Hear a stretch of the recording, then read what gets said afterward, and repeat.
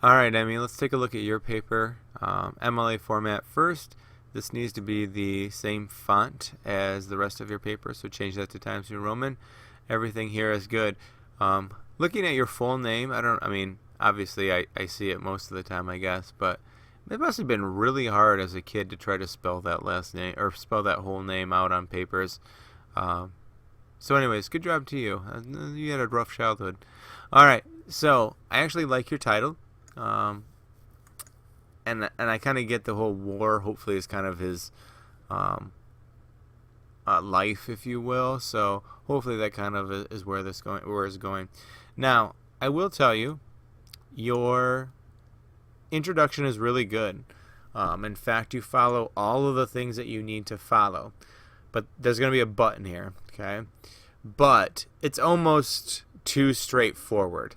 Like, and I think most of that goes back to maybe word choice a little bit. I don't feel like there's any like really strong word choice.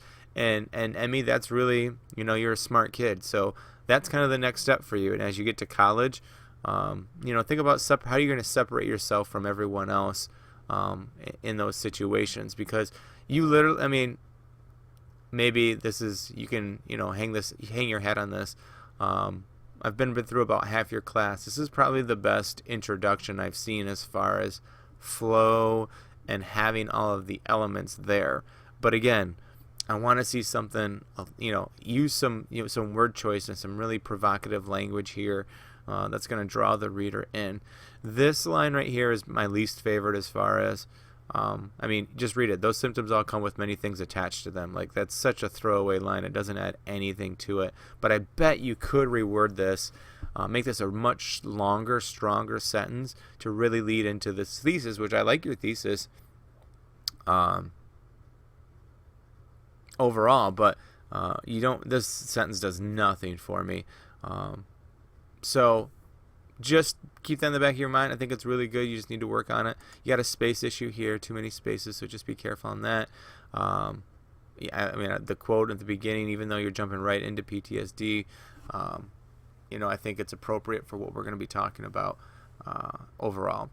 All right, let's move on to your first body paragraph here. All right, we need a much stronger topic sentence. The idea that he has avoidance does what to him in the play? Following Gus' involvement in combat, comma, he comes in contact with avoidance.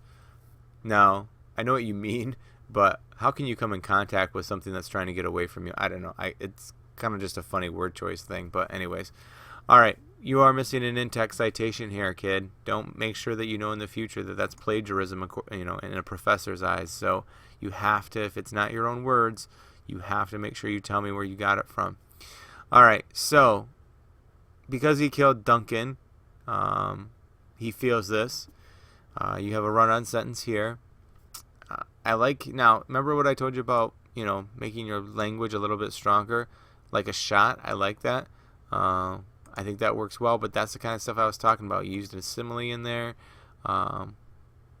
Succeeding the kill, I mean, that's kind of a word choice thing. I don't know if that's strong. Looking down at his hands, comma.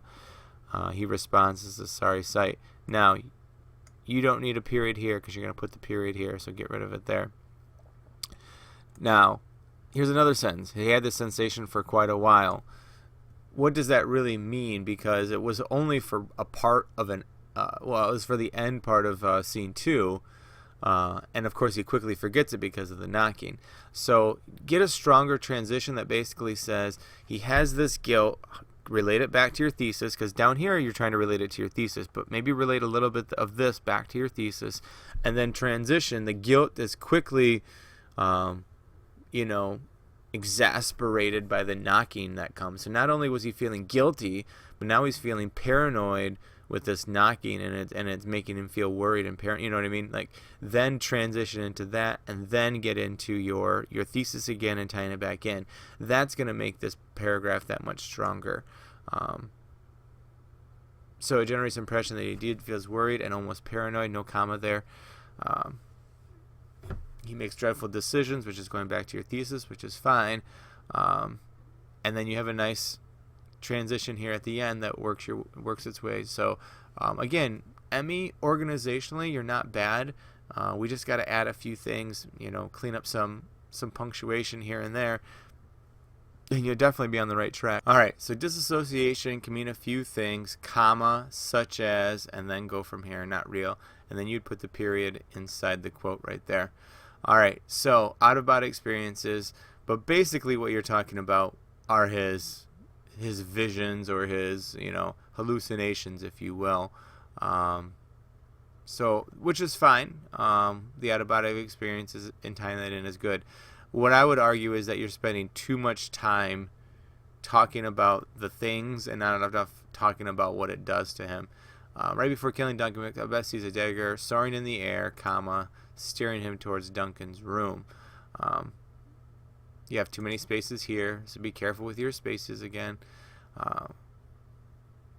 You don't have any outside sources in here. Again, you got to put those in there. This happening proves that his time fighting has caused some damage. Later on, he starts to believe Banquo is a threat to the throne. Now, why give us all this background to really what we're trying to get to is Banquo's ghost? So really, literally just say, after killing Banquo out of fear that he could hurt him, he has another out-of-body experience when he sees his ghost at a banquet. Like, all this other stuff is just fluff. It doesn't help anything at all. Now, you do want to make, the rash decision, which is going back to your idea, the careless decisions. You do need to keep that in there. But, I think you can bypass it pretty fast in these quick decisions. But really the whole thing is supposed to be about, this out-of-body experience.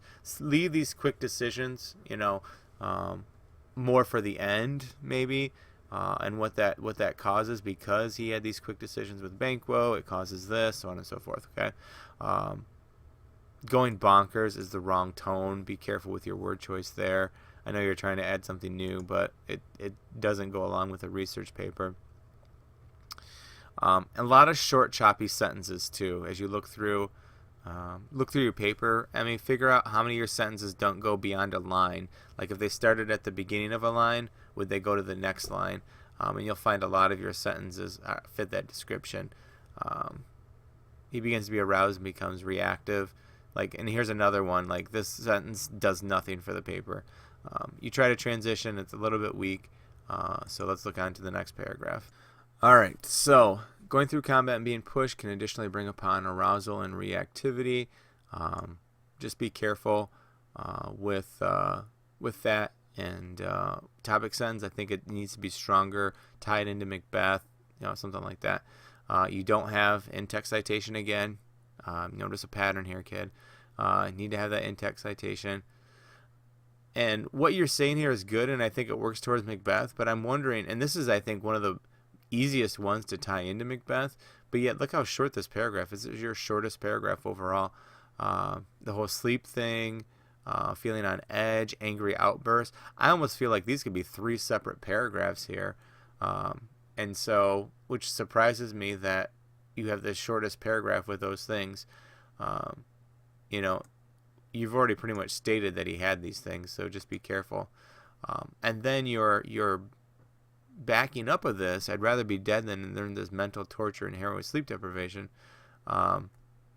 is on the nose, but why say, your statement right after that, oh, it becomes apparent after this. Well, duh, I just read that. So what are you going to do to really tie it into the thesis and bring it back?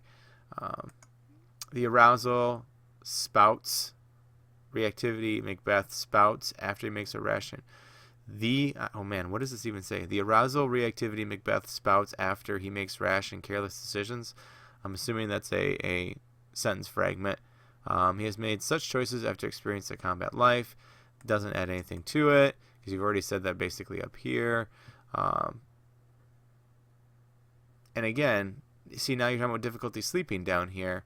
And so, separate these out. Really, you got to expand on this. And I would maybe, again, choose one of these concepts and really expand on it and tie that into your thesis, because I think that's where the focus needs to come from. All right. You've tried to find so many different ways of saying sleep in this paragraph. Snooze, shut eye, bedtime terrors, slumber. So I commend you, Emmy, for trying to, mix it up a little bit. I don't know if it's always super effective, but, I think you're on the right track. All right. So he has these intrusive memories. You talk about his loss of sleep, which is fine. But again, where is the real look at the thesis and how the thesis fits into all of this? You say that it causes him to make rash decisions. Well, at this point, he's already made those rash decisions. So, how does it cause rash decisions if he's already made them, and so on and so forth? So, really, if you're going to talk about sleep, you have to go back to the whole murder sleep line, and how that kind of fits in overall. All right, so let's get into your conclusion now.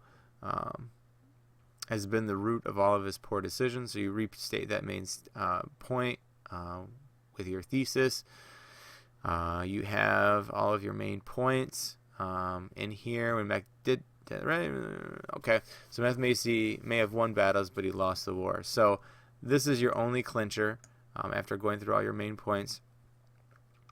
And it's weak. It goes back to your title at least, so that's good. But that's the first time you mention it at all. So wouldn't this be much more effective if you mentioned this at the beginning of the paper too? When Macbeth did dive into rest, so watch that. Okay, works cited page. Everything looks good here. This is actually a comma. Not a big deal, but that's a comma. And everything else looks good. Okay. Emmy, you started off really strong, and then we kind of got a little bit weak towards the end, but I think you know where you need to go and how to change it. So I'd love to see a rewrite out of you.